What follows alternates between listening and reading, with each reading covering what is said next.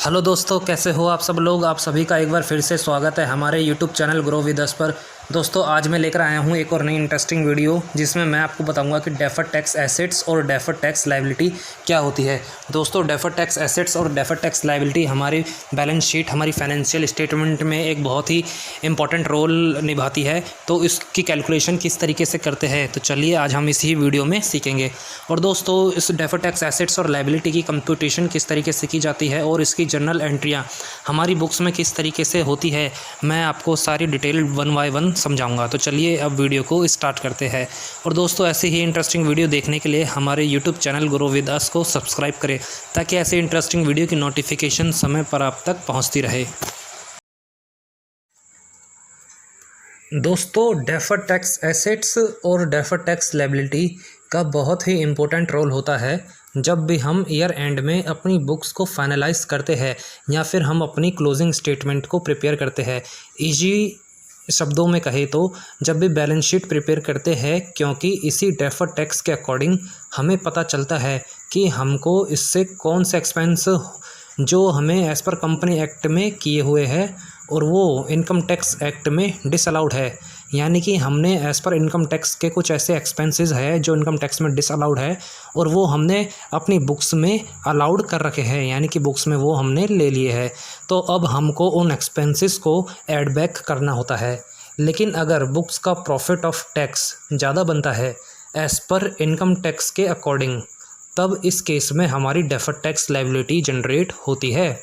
और दोस्तों, इसके अलावा अगर हम बिज़नेस में अपने टैक्सेस की ओवर पेमेंट कर देते हैं, जैसे कि जीएसटी की पेमेंट हो गई, टीडीएस की पेमेंट हो गई या फिर एडवांस टैक्सेस हो गया, इन सब की अगर जब हम रिटर्न भरते हैं और हम अगर एडवांस ज़्यादा जमा करा देते हैं, तो दोस्तों हमारी जो एक्सेस पेमेंट को हमें रिटर्न बैक टैक्स रिलीफ करना होता है, जो हमारी एसेट्स बन जाती है बिज़नेस के लिए। तब इस केस में हमारी डेफर्ड टैक्स एसेट्स की कंडीशन क्रिएट होती है।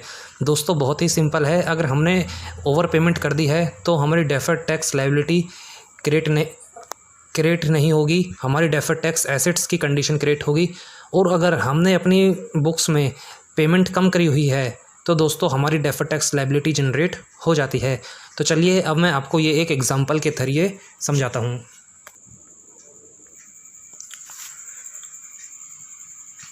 तो चलिए दोस्तों, यहाँ पे मैंने एक एग्जांपल ले लिया है। अब इसी एग्जांपल में हम यहाँ देखेंगे। दोस्तों, सबसे पहले मैंने जो लिया है tax as per company law और tax as per income tax act. तो दोस्तों, यहाँ पे मैंने कुछ इनकम ली हुई है, जैसे कि इनकम ये मेरी बुक्स के अकॉर्डिंग है 80 लाख रुपए, और दूसरा है income as per profit and loss account जो कि मेरी 48,50,000 रुपये है। दोस्तों देखिए, सबसे पहले हमारी बुक्स में जो इनकम है वो 80 लाख की है और हमारे जो एक्सपेंसेस है वो हमने 10 लाख रुपए के बुक करे हैं। तो दोस्तों, और इसी के साथ साथ हमारी कुछ पेनल्टियाँ हैं, कुछ फ़ाइन है जो कि हम ओवर पेमेंट के ऊपर या फिर हम अपनी पेनल्टी टैक्सेस के ऊपर पे करते हैं। और इसी के साथ साथ हमारे 5 लाख रुपए के प्रोविज़न फॉर बैड डेब्ट्स है। दोस्तों, 5 लाख रुपए के ये वो डेटर्स है जिससे पैसा अब हमें रिकवर नहीं होना है। और इसी के साथ साथ हमें नीचे डेप्रिसिएशन दिया गया है 16 लाख रुपए का। दोस्तों, अब हमने इन सबको माइनस में कर दिया है। अब यहाँ देखिए, हमारी यहाँ 48,50,000 रुपये की वैल्यू आ गई है। इनकम में से हमने अपने सारे एक्सपेंसेस माइनस कर दिए हैं। अब इसी पे हमारा टैक्स बन गया है @30%, जो कि हमारा टैक्स 14,55,000 रुपये है। ये 14,55,000 रुपये हमने 30% as per income tax act लिया है। 48,50,000 का हमने 30% निकाल दिया है। तो ये 14,55,000 रुपये यहाँ आ गए हैं। अभी इसी के साइड में आप देखिए, यहाँ पर हमने income as per profit and loss बनाई है, जो कि हमारा प्रॉफिट एंड लॉस हमारा 48,50,000 रुपये है।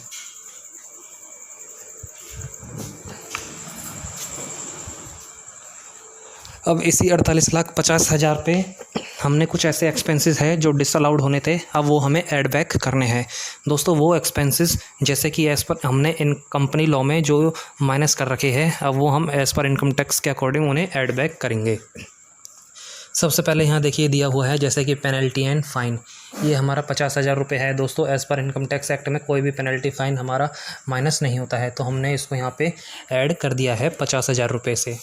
अब इसी के नीचे आप यहाँ देखिए प्रोविज़न फॉर बैड डेब्ट्स है। दोस्तों कुछ ऐसे प्रोविज़न थे जो कि हमें माइनस नहीं करने थे, बट हमने एज़ पर कंपनी लॉ में वो हमने माइनस कर दिए हैं, तो उसको भी मैंने यहाँ ऐड किया हुआ है। और दोस्तों यहाँ देखिए डेप्रिसिएशन हमने 14 लाख रुपए को माइनस किया है, यानी कि हमने 2 लाख रुपए को अपने ऐड बैक कर दिया है। दोस्तों कुछ ऐसे डेप्रिसिएशन थे जो कि बुक्स में हमने 16 लाख से माइनस किए हुए थे, लेकिन हमारी जो actual as per income tax according अगर हम देखें तो हमारे 16 लाख नहीं, हमें सिर्फ 2 लाख रुपए माइनस करने थे, तो वो ही 2 लाख रुपए हमने एज़ पर इनकम टैक्स में माइनस किए हैं, और बाकी जो 14 लाख रुपए थे वो हमने यहाँ पर ऐड बैक कर दिए हैं। अब इसी के नीचे यहाँ देखिए दोस्तों, जो मेरी इनकम बनी है इन सबको मैंने यहाँ टोटल कर दिया है, तो मेरी जो टैक्सेबल इनकम बन के आई है वो मेरी 40 लाख रुपए बन के आई है। और इसी पे हमने जो अपना 30% टैक्स निकाला है वो हमने 30% निकाला, तो ये हमारा टैक्स 12 लाख रुपए बन गया है। तो यहाँ देखिए दोस्तों, एज़ पर कंपनी लॉ में हमारा जो टैक्स बना था वो 14,55,000 रुपये बन रहा था, और जब सारे खर्चे हमने डिसअलाउड एक्सपेंसेस को हमने जब ऐड बैक किया तब यहीं हमारा टैक्स 12 लाख रुपए बना है। तो देखिए दोस्तों, इस कंडीशन में हमारा कंपनी लॉ का जो टैक्स है वो हमने किया हुआ है, और एज़ पर इनकम टैक्स के अकॉर्डिंग हमारा जो टैक्स है वो हमारा 12 लाख रुपए बनता है। तो अब इस केस में हमारी दोस्तों डेफर्ड टैक्स लायबिलिटी जनरेट होगी, क्योंकि दोस्तों जब भी हम अपनी कंपनी में अपनी एज़ पर बुक्स अगर हम कुछ ऐसे जो पेनल्टियाँ या फिर जो भी एक्सपेंसेस होते हैं वो हम ज़्यादा कर देते हैं, और एक्चुअल में एज़ पर इनकम टैक्स हमें वो कम करना था, तो इस केस में आपकी डेफर्ड टैक्स लायबिलिटी क्रिएट हो जाती है।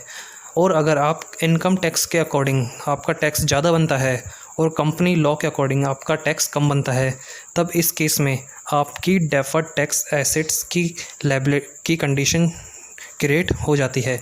तो यहाँ पे देखिए दोस्तों, मैंने यहाँ पे साइड में ये लिखा हुआ भी है, tax as per company law मेरा 14,55,000 बना, और tax as per income tax के अकॉर्डिंग मेरा 12 लाख रुपए बना। तो इसी में से मैंने 14,55,000 में से मैंने 12 लाख माइनस किए, तो मेरा 2,55,000 रुपये यहाँ आ गया है।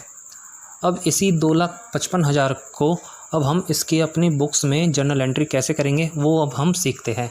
दोस्तों हमेशा आपको एक चीज़ याद रखनी है, जो भी हमारा डेफर्ड टैक्स एसेट्स और डेफर्ड टैक्स लायबिलिटी क्रिएट होती है वो उसका इम्पैक्ट सिर्फ 2 ही वजह से होता है। एक तो आपका डेप्रिसिएशन हो गया, या फिर दूसरा आपका लीव एनकेसमेंट हो गया, या फिर आपकी कोई ऐसी डिसअलाउड एक्सपेंसेस जो कि आपने अपनी बुक्स में माइनस करे हुए हैं। इन्हीं 3-4 चीज़ों की वजह से दोस्तों आपकी डेफर्ड टैक्स एसेट्स और लायबिलिटी की कंडीशन क्रिएट होती है। तो चलिए अब हम इसकी जर्नल एंट्री कैसे करते हैं वो सीखते हैं। साथ ही साथ मैं आपको इसको एक वाउचर के ज़रिए दिखा देता हूँ। यहाँ देखिए मैंने एक जर्नल वाउचर की शीट बनाई हुई है, इस पर अब हम चलेंगे। तो यहाँ देखिए दोस्तों, सबसे पहले आपको दिखा रहा है deferred tax liability create eight normal tax rate.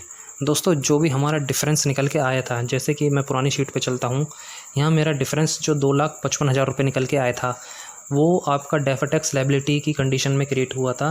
तो आपका एज़ पर इनकम टैक्स और एज़ पर कंपनी एक्ट, इन दोनों में से जो भी आपका प्लस माइनस करने के बाद जो डिफरेंस आएगा उसी को आपको अपनी जर्नल एंट्री में बुक करना है।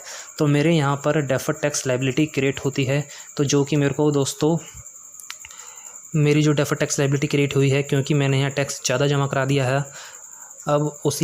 अब मैं यहाँ पे देखिए दोस्तों प्रॉफिट एंड लॉस अकाउंट को डेबिट करूँगा और साथ ही साथ डेफर्ड टैक्स लायबिलिटी को क्रेडिट करूँगा, क्योंकि दोस्तों मैंने लायबिलिटी यहाँ मैंने अपनी एक्सेस ज़्यादा जमा करा दी है इसीलिए। अब मैं यहाँ पे इसको कंडीशन लगा के दोस्तों इसकी लिंकेज कर देता हूँ। Profit and loss account debit 2,55,000 रुपये से मैं इसे डेबिट करूँगा, और 2,55,000 से अपनी डेफर्ड टैक्स लायबिलिटी को मैं यहाँ क्रिएट करूँगा। तो ये देखिए दोस्तों बहुत ही सिंपल था डेफर्ड टैक्स एसेट्स का कंसेप्ट समझना। और दोस्तों अगर मेरी बुक्स में डेफर्ड टैक्स एसेट्स की कंडीशन क्रिएट होती तो मैं इसकी क्या एंट्री करता। डेफर्ड टैक्स अगर एसेट्स की कंडीशन क्रिएट होती तो मैं डेफर्ड टैक्स एसेट्स को डेबिट करता और साथ ही साथ प्रॉफिट एंड लॉस अकाउंट में इसको मैं क्रेडिट करता, क्योंकि दोस्तों जब भी आपका बैलेंस अगर प्रॉफिट एंड लॉस का क्रेडिट आता है तो इसका मतलब आपको प्रॉफिट हुआ है। और दोस्तों डेफर्ड टैक्स एसेट्स की कंडीशन तभी क्रिएट होगी जब आपका as per income tax act के अकॉर्डिंग टैक्स ज़्यादा बनेगा और कंपनी लॉ के अकॉर्डिंग आपका टैक्स कम बनेगा। तो यहाँ देखिए दोस्तों, अगर मेरा ये डेफर्ड टैक्स एसेट्स की कंडीशन होती तो मैं इसी 2,55,000 को यहाँ से डेबिट करता और प्रॉफिट एंड लॉस अकाउंट को अपने क्रेडिट करता। तो ये देखिए दोस्तों, मैंने यहाँ इसकी जर्नल एंट्री भी कर दी है। अगर आपको ये हमारी वीडियो पसंद आए तो इसको लाइक करें, शेयर करें और ऐसे ही इंटरेस्टिंग वीडियो की नोटिफिकेशन देखने के लिए हमारे YouTube channel grow with us को सब्सक्राइब करें। तो चलिए दोस्तों, मिलते हैं अब आपसे ऐसे ही और नई इंटरेस्टिंग वीडियो में।